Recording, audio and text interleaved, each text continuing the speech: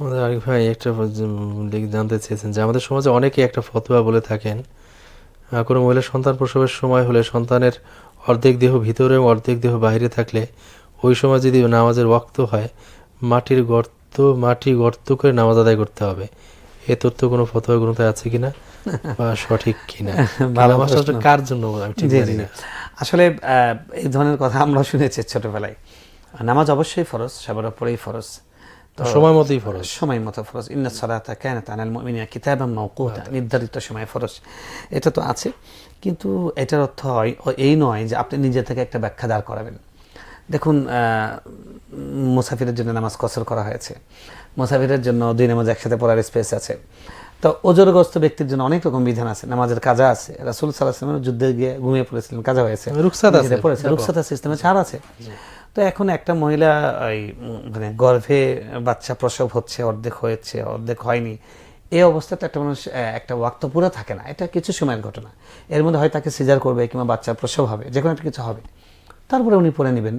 আর এই সময় তো ওনার নিফাস হয়, এই সময় তো ওনার নামাজ নেই, মহিলার তো নামাজ নেই। হ্যাঁ, যখন বাচ্চা প্রসব হবে তখন তো ওনার নামাজ। ধাত্রীদের বা যারা ধাত্রীদের সাথে এই প্রসঙ্গটার কোনো অবতারণা করার সুযোগ নেই, যে বাচ্চা এই অবস্থা আছে তারপর, এটা তো তার জন্য বলা হচ্ছে।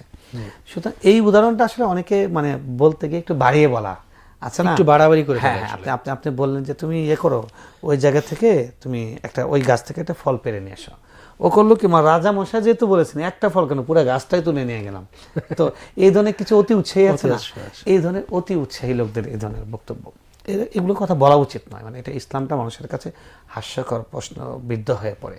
ইসলাম মানুষের জন্য লা ইউকাল্লিফুল্লাহু নাফসান ইল্লা উসআহা, আল্লাহ মানুষকে তার সাধ্যে যতটুকু আছে ততটুকুই তাকে দায়িত্ব দিয়েছে। রাসূল সাল্লাল্লাহু এসে এক সাহাবী, ইয়া রাসূলুল্লাহ, আমি দাঁড়িয়ে নামাজ পড়তে পারছি না। উনি বলেন, দাঁড়িয়ে নামাজ পড়ো, যদি না পড়ো বসে পড়ো, যদি না পড়ো শুয়ে পড়ো। তো স্পেস আছে, বিকল্প ব্যবস্থা আছে, মাফ নাই, এটা সঠিক। এটার উদ্দেশ্য মূল ছিল নামাজ মাফ নেই, এবং এই কথাটা সঠিক, নামাজ মাফ নেই, নগদ পড়তে হবে, নাহলে কাজা পড়তে হবে, অজুর পানি নেই, তায়াম্মুম করতে হবে, ছাড় নেই, নামাজ পড়তে হবে, নামাজ পড়তে হবে। তবে বাচ্চা হওয়ার যে উদাহরণটা, এই উদাহরণটা মানে এটা অবান্তর একটা উদাহরণ, কারণ যখন বাচ্চা প্রসব হতে যাচ্ছে তখন নিফাস বিশেষ অবস্থা, তখন তার নামাজ নেই। এটা তো তাত্ত্বিক প্রশ্ন হলো, প্র্যাকটিক্যাল হয়নি আসলে। আর একটা আইডি থেকে একটা প্রশ্ন এসছে, লম্বা প্রশ্ন। উনি জানতে চেয়েছেন যে বেপর্দা মহিলার কবরে আযাবের ঘটনা একটা কিতাবে লেখা আছে যে একটা লোক কবরের পাশ দিয়ে যাচ্ছিল, এমন সময় লোকটি কবরের ভিতরে আযাবের শব্দ শুনতে পেল। তখন সেই লোকটি গ্রামবাসী অনেক আলেমকে ডেকে এনে কবর ঘুরে দেখে যে মহিলা উলঙ্গ অবস্থায় আছে। মহিলাটি একটা চাদর চাইলো, চাদর দিয়ে তার শরীর ঢেকে বাড়িতে দৌড়ে তার রুমে প্রবেশ করলো। তখন গ্রামবাসী তাকে দরজা খুলতে বলল। পরে খুলে দেখে তার শরীরে অনেক আযাব হয়েছে, তার শরীরে